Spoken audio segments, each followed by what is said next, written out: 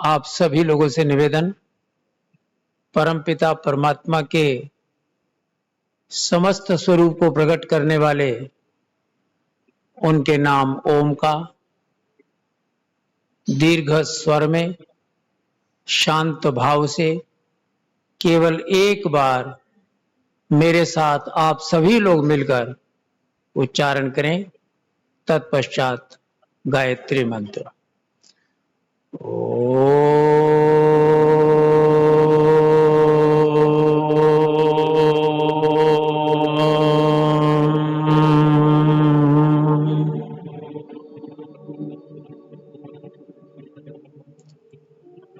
ओम भूर्भुवः स्वः तत्सवितुर्वरेण्यं भर्गो देवस्य धीमहि धियो यो नः प्रचोदयात्।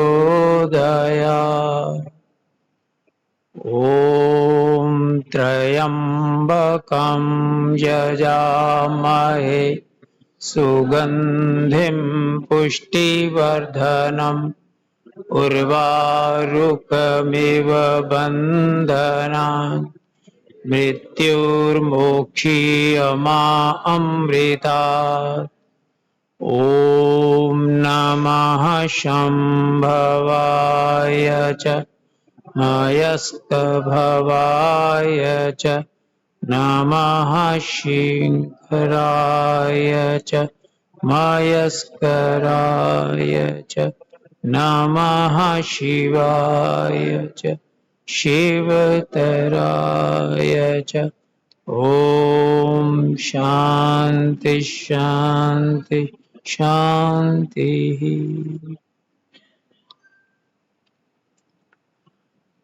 श्रद्धामयी मातृशक्ति एवं भद्र पुरुषों, श्रीमद् भगवत गीता के प्रथम अध्याय के प्रथम श्लोक में धृतराष्ट्र संजय से पूछते हैं, धर्म क्षेत्रे कुरुक्षेत्रे समवेता युयुत्सवः माम कहा पांडवाश्चैव किम अकुर्वत संजय। तो दूसरे श्लोक से ही संजय युद्ध का वर्णन प्रारंभ करते हैं और सबसे पहले माम कहा अर्थात धृतराष्ट्र के पक्ष की बात करते हैं और पूरा वर्णन करते हैं कि दुर्योधन कैसे कैसे कहां कहां जाता है। उपसंगम्य आचार्य के पास जाकर क्या कहता है। तो सारे निर्देशों की चर्चा करते करते 13वें श्लोक तक हम पिछली बार चर्चा कर चुके थे। अब 14वें श्लोक से पांडवाश्चैव की बात संजय करेंगे, क्योंकि उन्हें तो पूरा का पूरा हाल सुनाना है धृतराष्ट्र को। तो यहां 14वें श्लोक में क्या कहते हैं, ततः श्वेतैः युक्ते महति स्यंदने स्थितौ। ततः वहां अब शुरू किया उन्होंने पांडवों के पक्ष की चर्चा। तो प्रारंभ कहां से करते हैं, श्वेतैः श्वेत घोड़ों से युक्त एक विशाल सुंदर अद्भुत रथ है और उस रथ पर स्थितौ दोनों बैठे हैं। दोनों कौन है, माधव पांडवाश्चैव, माधव और अर्जुन, ये दोनों बैठे हैं। अब देखिए कि महर्षि वेदव्यास कहां संकेत कर देते हैं। पांडवों के जो रथ थे उस पर श्वेत घोड़े जोड़े गए।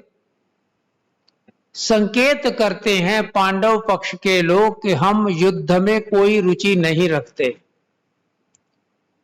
हमें युद्ध चाहिए भी नहीं, लेकिन ये तो मजबूरी आ गई है। और श्वेत शांति का प्रतीक होता है। श्वेत का अभिप्राय है कि हम मिलजुल कर प्रेम से, शांति से रहें, मिलकर सब। इसलिए श्वेत घोड़ों से रथ को युक्त किया गया। और हमारे शास्त्रों के अंदर घोड़े जो हैं इंद्रियों के प्रतीक हैं। तो यहां यह भी संकेत किया कि श्वेत घोड़े अर्थात हमारी जो इंद्रियां हैं वह श्वेत हैं, शांत हैं, संयमित हैं। जब इंद्रियां संयमित होती हैं तो युद्ध का तो प्रश्न नहीं उठता। इसलिए उनकी तरफ से स्पष्ट घोषणा है कि हम युद्ध करने को बिल्कुल भी तैयार नहीं हैं, लेकिन युद्ध की स्थितियां बन गई हैं, एक दायित्व आ गया है, तो उस दायित्व का तो वहन करना ही करना है। और दुर्योधन युद्ध के लिए बिल्कुल तैयार है। जैसा पिछली बार हमने चर्चा की थी कि दुर्योधन कामनाओं का प्रतीक है, लौकिक कामनाओं का, कि सब कुछ मुझे मिल जाए और मेरा ही हो। लेकिन आप जानते हैं कि जो षट रस इस संसार में हैं वो काम से प्रारंभ होते हैं। काम, क्रोध, लोभ, मोह, मद और मत्सर।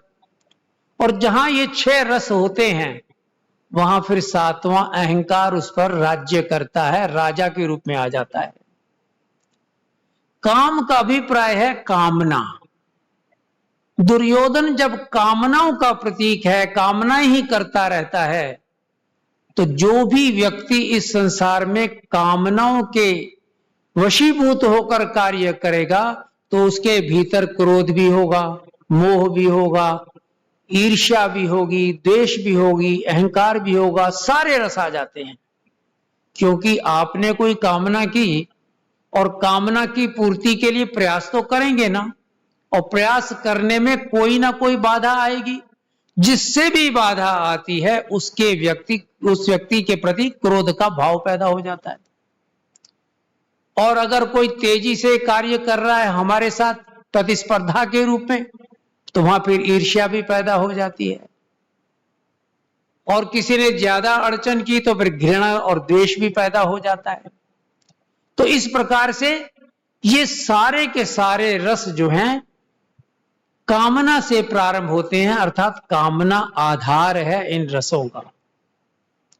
तो जितनी भी बुराइयां हैं उन सब बुराइयों का आधार यहां पर दुर्योधन है, जो लौकिक कामनाओं का प्रतीक है। ऐसा संकेत महर्षि वेदव्यास श्रीमद् भगवत गीता के माध्यम से हमको दे रहे हैं। और इसीलिए हम जब दूसरे अध्याय की अगले सत्र में चर्चा प्रारंभ करेंगे तो वहां भगवान श्री कृष्ण स्पष्ट रूप से कह देते हैं, प्रजहाति यदा कामान सर्वान पार्थ मनोगतान आत्मनिव आत्मा तुष्टः स्थित प्रज्ञस्थ दोच्यते। कि तुम अपने भीतर जाना चाहते हो, स्थित प्रज्ञ होकर रहना चाहते हो, तो प्रजहाति यदा कामान, अपनी कामनाओं को सबसे पहले छोड़ो, उनको शमित करो। और इतना ही नहीं, फिर कहा मनोगतान सर्वान, सब प्रकार की वो कामनाएं भी जो आपके मन में भीतर उठती हैं। तो एक ऐसा अभ्यास हो जाए कि जो भीतर मन से कामना उठती है, उठते ही वह शमित हो जाए। और जैसे ही वो शमित हो जाती हैं, कामनाओं का उठना बंद हो जाता है। आत्मनिव आत्मा तुष्टा, वह व्यक्ति अपनी आत्मा में ही संतुष्ट हो जाता है, फिर वो द्वंद्व से मुक्त हो जाता है। और ऐसा व्यक्ति जो होता वही स्थित प्रज्ञ और स्वस्थ होता है। अब यहां पांडव पक्ष आया है तो स्वस्थ मन से युद्ध करने के लिए आया है। दुर्योधन जल्दी हड़बड़ी में है कि जल्दी से युद्ध हो, और धृतराष्ट्र भी बड़े आराम से बैठे हैं अपने राज्य में, अपने कक्ष में, क्योंकि उन्हें तो पता था कि विजय तो हमारी निश्चित है, क्योंकि भीष्म पितामह उनके साथ हैं, द्रोणाचार्य उनके साथ हैं, और उनकी सेना भी लगभग 1.5-2 गुनी सेना है। इसलिए यहां स्वस्थ मन से आए हैं। पांडु के सारे महारथी युद्ध करने के लिए। लेकिन पांडव जो युद्ध करने आए हैं स्वस्थ मन से, तो स्वस्थ का अभिप्राय भी स्थित प्रज्ञ होता है। स्वस्थ का अभिप्राय क्या है, इसको संधि विच्छेद करें, स्व स्थित। जो स्थित है स्व यानी अपने में, जो अपने भीतर स्थित हो गया। और भीतर की यात्रा क्या है, यही तो अध्यात्म की यात्रा है, यही योग की यात्रा है।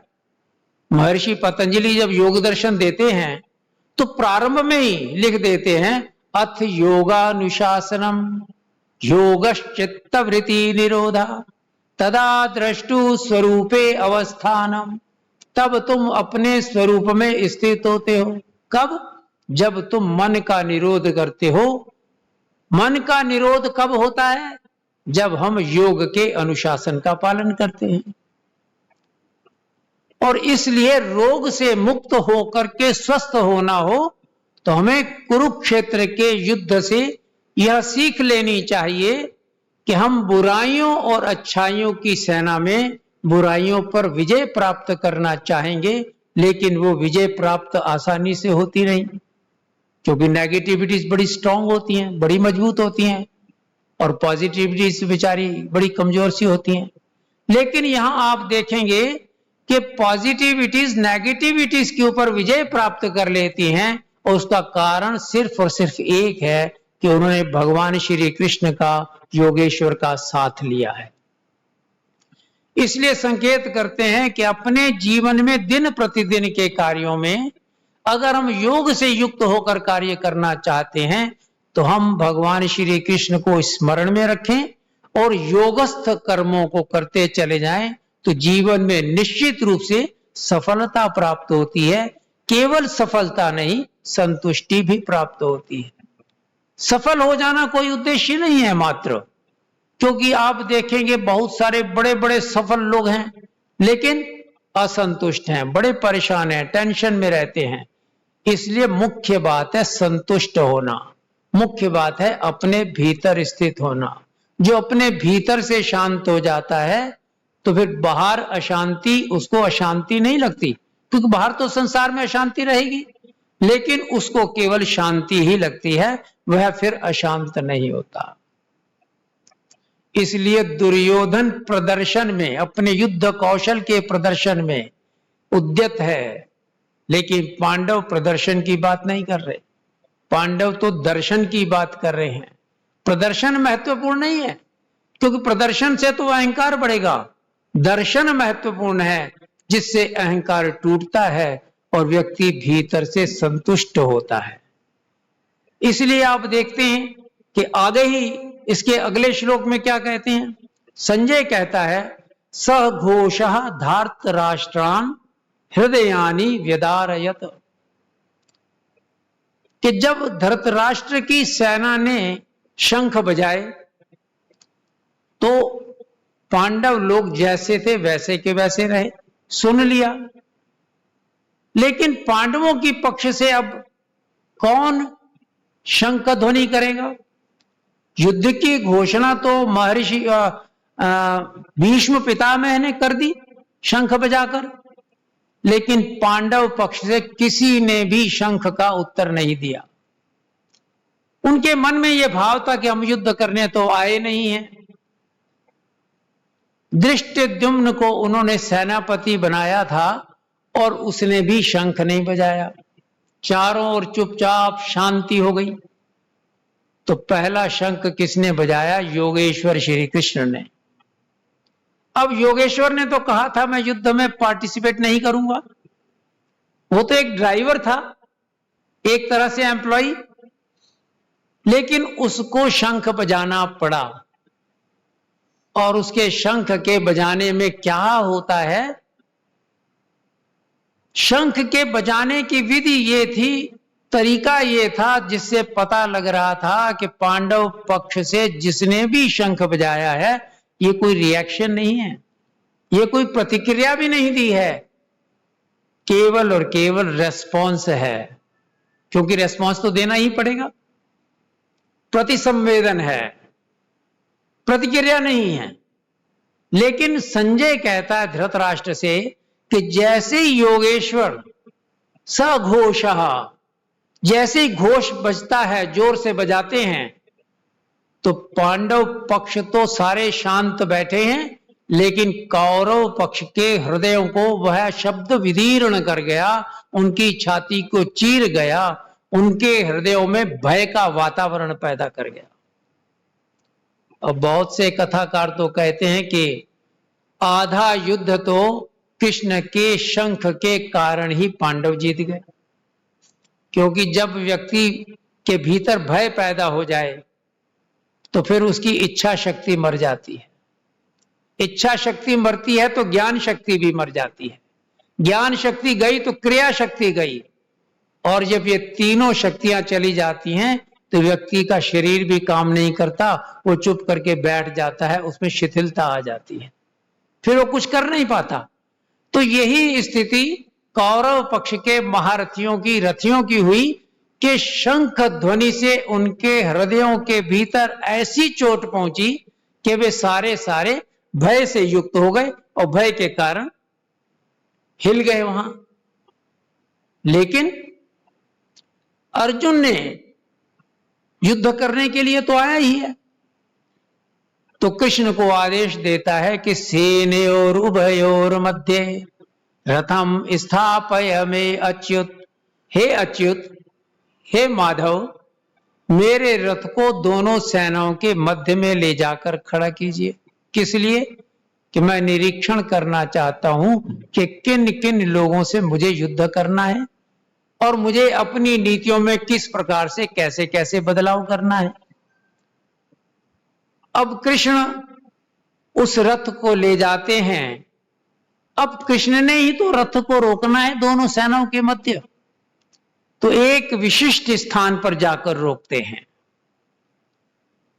भीष्म द्रोण प्रमुखतः, जहां पर भीष्म पितामह विराजमान थे, उनके साथ में गुरु द्रोणाचार्य विद्यमान थे और उसके दूसरी तरफ कुल गुरु कृपाचार्य थे।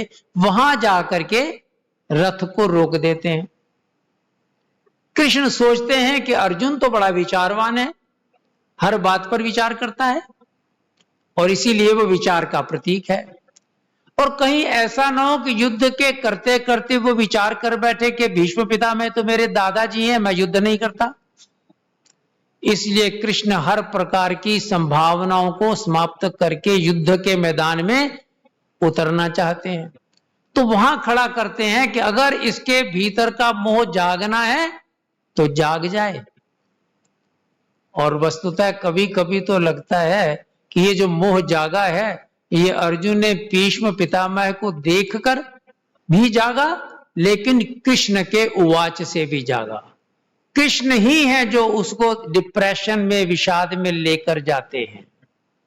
यद्यपि कृष्ण तो बोलेंगे दूसरे अध्याय में, लेकिन यहां भी एक स्थान पर, इसी स्थान पर कृष्ण बोलते हैं जब वो कहते हैं ना, सेनयोर उभयोर मध्य रथम स्थापमय अच्युत, कि मेरे रथ को दोनों सेनाओं के भीतर जाकर खड़ा कर दो। और कृष्ण ले जाते हैं, ले जाकर वहां खड़ा कर देते हैं। तो 5 शब्द बोले हैं उन्होंने। का पार्थ, हे अर्जुन, पश्य एतान समवेतान कुरुन, पश्य देखो, पार्थ देखो, इन सबको समवेतान एकत्रित खड़े हैं जो कुरुन, कुरुओं को। अब यहां कुरु का मतलब कौरव पक्ष नहीं है, दोनों ही तो कुरुवंशी थे। पांडवों को भी देखो, कुरुओं को भी देखो, दोनों तरफ देखो कुरुन, अर्थात संकेत करते हैं हे अर्जुन, दोनों तरफ के लोग कुरुवंशी हैं, तेरे अपने हैं। अगर अपनेपन से तेरे भीतर थोड़ा बहुत भी मोह है तो बाहर निकल आए तो फिर उसका पहले से इलाज कर लिया जाए, उसकी चिकित्सा कर ली जाए। तो जब वो दोनों तरफ देखता है तो तुरंत उसके मुख से एक ही शब्द निकलता है, स्वजनम, अपने हैं सारे। अब यहां क्या करें? इमम स्वजनम कृष्ण, हे कृष्ण, ये तो सब मेरे अपने हैं, अब मैं क्या करूं? तो यहां पर देखिए, जब वो कहते हैं स्वजनम इमम कृष्ण की ये सब मेरे हैं, तो यहां संकेत महर्षि वेदव्यास क्या देते हैं कि जब व्यक्ति के भीतर भाव आया कि दोनों तरफ मेरे हैं, तो अब यहां संकेत मिलता है कि अर्जुन के भीतर का मोह अब जागृत होने वाला है, अब विषाद की ओर गिरने वाला है। और आप जानते हैं कि जहां सफेद घोड़े थे वहां अर्जुन के रथ पर एक भगवे रंग का ध्वज था और उस ध्वज के ऊपर हनुमान जी का चित्र था। कपित ध्वज बोलते थे, इसलिए अनेक स्थानों पर आपको कपित ध्वज शब्द मिलेगा, जिससे आपको पता लगेगा कि ये अर्जुन को कहा जा रहा है। अर्जुन का एक नाम है कपित ध्वज। अब वहां क्या है कि शौर्य का प्रतीक है भगवा ध्वज, संकेत करते हैं कि हम सफेद घोड़े जुटाकर आए हैं शांति के लिए। लेकिन कायर मत समझना, हम शौर्य के प्रतीक भी हैं। लेकिन यहां देखिए उस ध्वज के ऊपर वानर है और ध्वज ऐसे पताका फहरा रही है। अब आप जानते हैं कि वानर जो बंदर होता है ना, वो चंचलता का प्रतीक होता है, बड़ा चंचल होता है। एक तो वानर चंचल, फिर पताका के ऊपर पताका भी चंचल, वो भी फहरा रही है, चंचल है, स्थिर नहीं है। तो यहां संकेत मिलता है कितना एक चंचल ध्वजा के ऊपर चंचल चित्र के कारण अब अर्जुन के भीतर की चंचलता भी बाहर आने वाली है, उसका मन भी अब विचलित होने वाला है। और अब जब विचलित होगा तो ये विषाद ग्रस्त होगा। आप देखते हैं ना, कभी ये मूवीज देखते हैं, फिल्में देखते हैं, फिल्मों में क्या होता है कि जब 1 घंटे की 1.5 घंटे की हो जाती है तो वहां कुछ ऐसे सीन सामने क्रिएट होते हैं, तो फिर ख्याल आता है कि प्रारंभ में कहीं मुझे किसी ने ये शब्द कहे थे, उसके गूंजते हैं स्मृति में, तो लगता है कि मुझे तो वहां संभलना चाहिए था। वो ब्लैक एंड व्हाइट में दिखाते हैं ताकि पता लग जाए पिछला। तो ठीक इसी प्रकार से हमारे शास्त्रों में आगे क्या होने वाला है, ऐसे योग दर्शन में बहुत से सूत्र मिलते हैं। पहले अध्याय में समाधि पाद में मिल जाते हैं कि साधन पाद में क्या क्या अड़चन आने वाली है, पहले ही बता देते हैं। तो उसके उत्तर बाद में मिलते हैं। कई बार उत्तर पहले आ जाता, प्रश्न बाद में उठाया जाता है। तो इस प्रकार से यहां एक महत्वपूर्ण बात है कि अब जब अर्जुन विचलित हो रहा है तो अर्जुन को कृष्ण बड़ा नाम प्रिय था और सर्वाधिक उन्होंने कृष्ण का ही प्रयोग किया। लेकिन यहां नहीं किया, यहां का अच्युत। अच्युत कहां का? अच्युत का मतलब जो हिलता डुलता नहीं है, जो चंचल नहीं होता, न चलती न चलिष्यति, उसी को कहते हैं। तो इसका मतलब यह है कि यहां संकेत कर रहा है कि मेरे भीतर मेरा मन विचलित हो रहा है, इसलिए अविचलित कृष्ण के नाम अच्युत से उसको पुकारता है। क्योंकि जब कभी भी हमारे जीवन में कोई मुश्किलें आ जाएं, कोई समस्याएं आ जाएं और हम असंतुलित हो जाएं, कार्य पूर्ण ना हो रहे हों, उदासी आ जाए, तो ऐसे समय हमें सहारा चाहिए होता अच्युत का। जब अच्युत हमारे सामने, स्थिरता सामने आती है, तब जाकर हम असंतुलित से संतुलित होते हैं। इसलिए भगवान दूसरे अध्याय में कहेंगे समत्वम योग उच्यते, समता ही योग है, संतुलन ही योग है। जीवन में अगर आप जितनी भी साधना करते हैं, सारी साधनाएं मनुष्य के जीवन को संतुलित करने की हैं। अगर संतुलित नहीं हो सके तो उस साधना के कोई अर्थ नहीं रह जाते।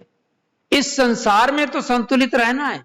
जो इस संसार में संतुलित रह जाता है, जिसे संतुलन का अभ्यास हो जाता है, केवल और केवल वही समता को उपलब्ध होता है, वही भीतर की यात्रा कर सकता है, वही अध्यात्म के क्षेत्र में उतर सकता है। अब जब वो कहते हैं ना कि पार्थ एतान समवेतान कुरुन, सब कुरुओं को देखो, तो जब वो देखता है अर्जुन सब कुरुओं को, अब उसके भीतर लगता है कि ये तो सारे अपने हैं, ये तो वही भीष्म पितामह खड़े हैं जिनकी गोद में मैं खेला हूं। अब सारे चित्र चलचित्र की तरह उसके मस्तिष्क में उतर आते हैं कि इन्होंने मुझे उंगली पकड़कर चलना सिखाया, इन्होंने मुझे धीरे धीरे खाना सिखाया। और गुरु द्रोणाचार्य जिन्होंने मुझे धनुष बाण की विद्या से सर्वश्रेष्ठ धनुर्धर बनाया, क्या मैं इसका उपयोग इन्हीं के ऊपर करूं? कितना पाप लगेगा, कितना गलत है। अर्जुन तो ठीक सोच रहा है, जैसे हम सब लोग भी ऐसे ही सोचते हैं, कोई गलत नहीं सोच रहा, लेकिन उसका उद्देश्य अलग था और कृष्ण का उद्देश्य था धर्म की स्थापना। इसलिए धर्म की स्थापना में धर्म की ही प्रमुखता थी, इसलिए वो धर्म से अलग नहीं होना चाहते थे। तो अर्जुन के मन में भाव जगा और भीतर धीरे धीरे आप देखते हैं हमारे अपने जीवन में कोई प्रतिकूल परिस्थितियां आ जाएं, भीतर से मोह जाग जाए, हम तैयार होकर घर से आते हैं। बहुत से लोग प्रश्न उठाते हैं, क्या कृष्ण को अर्जुन को तैयार करके नहीं लाना चाहिए था? युद्ध के मैदान में क्या आवश्यकता थी? यहां खड़े हुए हैं और इतना टाइम वेस्ट कर रहे हैं। ऐसा होता है, आप बिल्कुल तैयार होकर चलते हैं कहीं कि आज मैं जा रहा हूं वहां ये बात कहूंगा, लेकिन सामने जब पहुंचते हैं, आंख से आंख मिलती है, सामने चित्र आता है, तो व्यक्ति की कई बार आंखें झुक जाती हैं, व्यक्ति के भीतर लगता है कि मैं ये क्यों कहूं, गलत है। तो उसके साथ जो संबंध होते हैं, उन संबंधों के कारण अब तक की हमारी जो उठना बैठना उसके साथ था, उसके कारण से उसके प्रति जो हमारे भीतर मोह था वह जागृत होने लग जाता है। और वही बात हुई और अर्जुन कहते हैं कृष्ण से, सीदंती मम गात्राणि मुखम च परिशुष्यति। मेरे शरीर, सारा शरीर ढीला पड़ रहा है, शिथिल हो रहा है और मेरा मुख सूख रहा है। हमारी प्रतिकूल परिस्थितियां कहीं होती हैं तो हमारा भी मुख सूखने लग जाता है, हमें भी लगता है अब हम कुछ नहीं कर पाएंगे। तो अर्जुन भी तो वैसे ही है जैसे हम हैं। तो अर्जुन कहता सीदंती मम गात्राणि मुखम च परिशुष्यति, और फिर कहता है गांडीवम संसते हस्तात्, कि धनुष बाण जो गांडीव है मेरे हाथ से सरक रहा है, मेरे में इतनी शक्ति भी नहीं है मैं उसको रोक सकूं। त्वचा ऐव परिदह्यते, मेरी त्वचा में तो जलन हो रही है, उसमें कंपन होने लग गए हैं। निमितानि च पश्यामि विपरीतानि केशव, अब मैं जो कुछ भी सोचता हूं सब प्रभाव उल्टा उल्टा हो रहा है, अब मैं क्या करूं, मुझे तो कुछ समझ में ही नहीं आ रहा। तो फिर अर्जुन उस समय एक निष्कर्ष पर पहुंचते हैं, कोई ना कोई निष्कर्ष तो चाहिए। तो निष्कर्ष क्या आता है उनके पास, न कांक्षे विजयम कृष्ण, हे कृष्ण मेरे भीतर विजय की आकांक्षा समाप्त हो गई है, अब मैं विजय भी नहीं चाहता। न चा राज्यम सुखाचानी, मैं किसी प्रकार के राज्य का सुख भी भोजने की इच्छा नहीं रखता। क्या करना है मुझे, ये कोई हमारा उद्देश्य थोड़ी है कि हम सबको मार दें, सारे रिश्तेदारों को खत्म कर दें, फिर राज्य करेंगे तो किसके ऊपर राज्य करेंगे, यहां तो सभी मरने वाले हैं। तो इस प्रकार का भाव उनके भीतर उठने लग जाता है। तो इस तरह का भाव उठते उठते अर्जुन क्या करते हैं, अब शिथिल हो जाते हैं, अब उनसे खड़ा भी नहीं हुआ जाता। न अवस्था तुम, अब मैं खड़ा होने की स्थिति में नहीं हूं। तो फिर क्या कहते हैं आखिर में, यहां 32वें श्लोक तक ये सारा वर्णन आ जाता है। और अब आगे जो श्लोक हैं 47 श्लोक हैं प्रथम अध्याय में, तो बाकी श्लोकों में इसी प्रकार की चर्चा है। तो आज मैं सोच कर आया था कि प्रथम अध्याय के अंतिम सूक्त तक पहुंचने के बाद अगले सत्र में हम दूसरा अध्याय प्रारंभ करेंगे, जहां योगेश्वर श्री कृष्ण बोलते हैं, जहां वास्तव में मनुष्य जीवन को ऊपर उठाने के लिए, अध्यात्म की ओर ले जाने के लिए, अपवर्ग की ओर ले जाने के लिए कुछ सूत्रों की चर्चा करेंगे। तो हम उन सूत्रों की अगले सत्र में चर्चा करेंगे।